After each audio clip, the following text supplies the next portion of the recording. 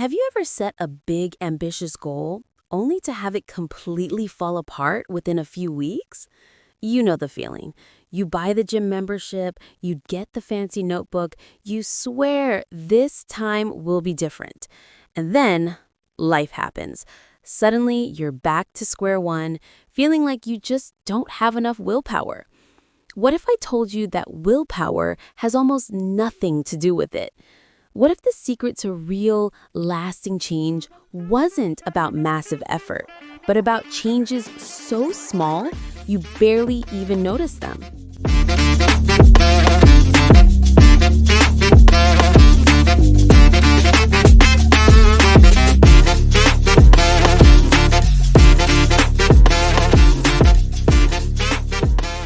I just finished reading a book that completely rewired how I think about progress and self-improvement.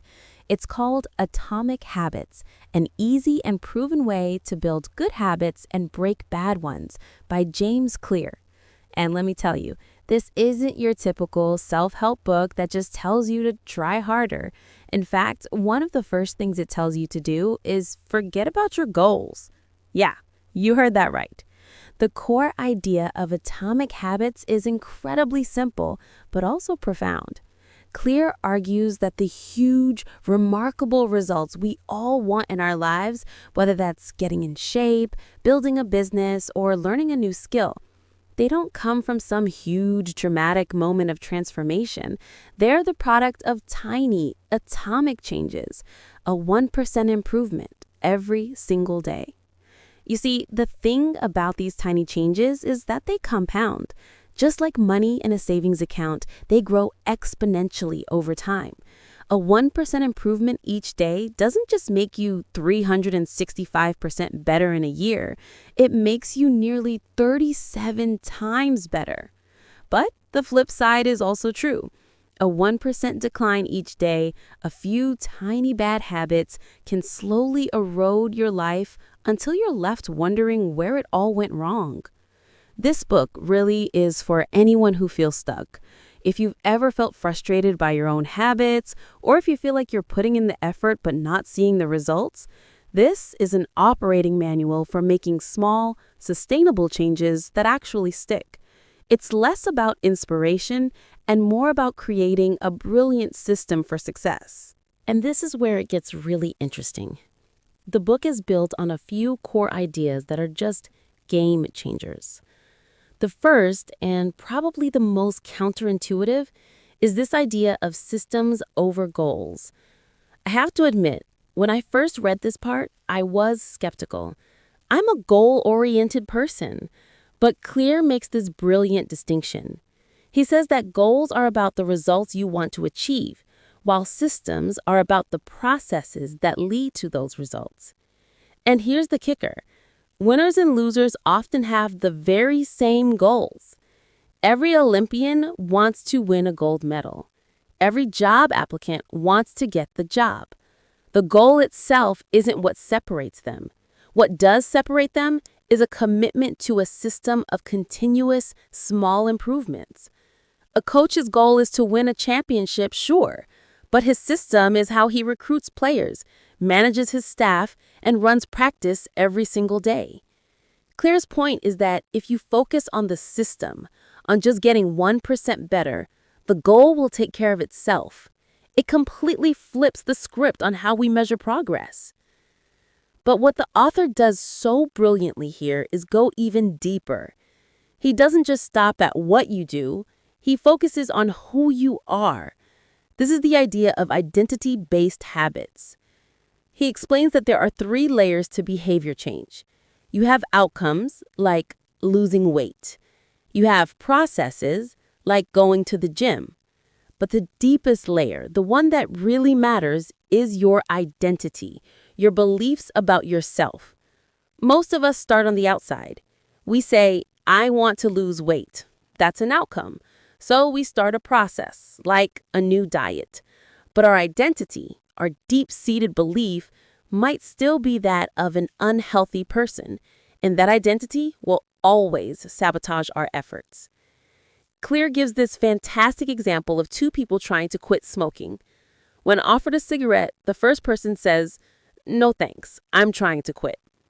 You see, their identity is still a smoker who is trying to be something else. The second person says, "No thanks, I'm not a smoker." It's a tiny shift in language, but it represents a monumental shift in identity. The goal isn't to run a marathon, it's to become a runner. The goal isn't to write a book, it's to become a writer. Every time you lace up your shoes and go for a run, no matter how short, you are casting a vote for your identity as a runner. That idea just clicked for me, and it's one of the most powerful concepts in the entire book. Of course, Clear doesn't just leave you with these big ideas. His real craft is breaking it all down into a simple, practical framework he calls the 4 laws of behavior change. And this is the core toolkit of the book. The laws are: 1. Make it obvious. 2. Make it attractive. 3. Make it easy. 4. Make it satisfying. Every habit, good or bad, follows this pattern. There's a cue, which is make it obvious, which leads to a craving, which is make it attractive, which leads to a response, which is make it easy, which delivers a reward, which is make it satisfying. Want to build a good habit? Just follow the laws. Want to start reading more? Make it obvious by leaving a book on your pillow. Make it attractive by choosing a book you're genuinely excited about. Make it easy by committing to just 1 page, what he calls the 2-minute rule. And make it satisfying by, say, tracking your reading streak on a calendar. What I love about this is how logical it is. It's not about some mystical force of motivation. It's about engineering your environment and your routines so that the good habits are the easiest, most obvious path to take. It's truly an instruction manual for your own psychology. But there's a hidden pattern I noticed while I was reading. Something that makes this whole system feel even more complete. It feels like almost every tool James Clear gives you is a 2-sided coin. He doesn't just tell you how to build a good habit, he immediately shows you how to invert the law to break a bad one. You see it with every single one of the 4 laws.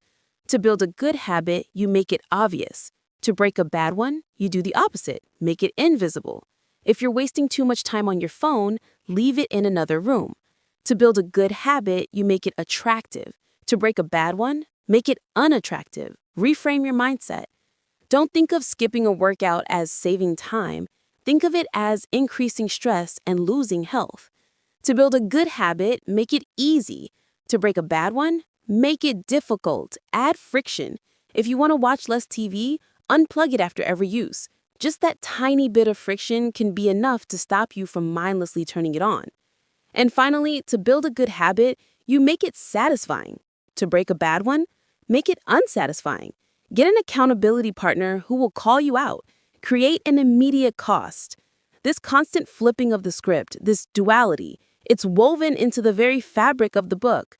It shows that habit formation isn't just one-way traffic. It's a dynamic system that you have control over, in both directions. It was a subtle thing, but once I saw it everywhere. So, what's the final verdict on Atomic Habits?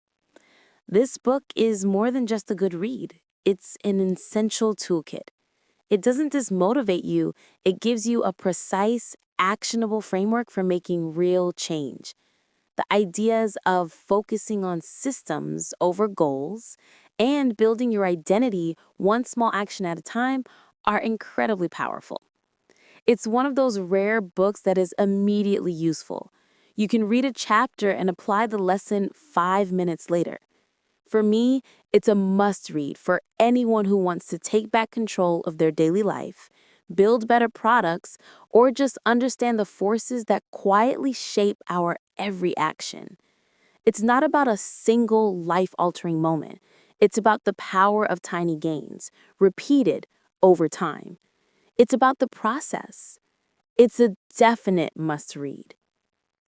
So, what's one tiny habit, something that takes less than 2 minutes, that you're going to start after watching this? Let me know in the comments below.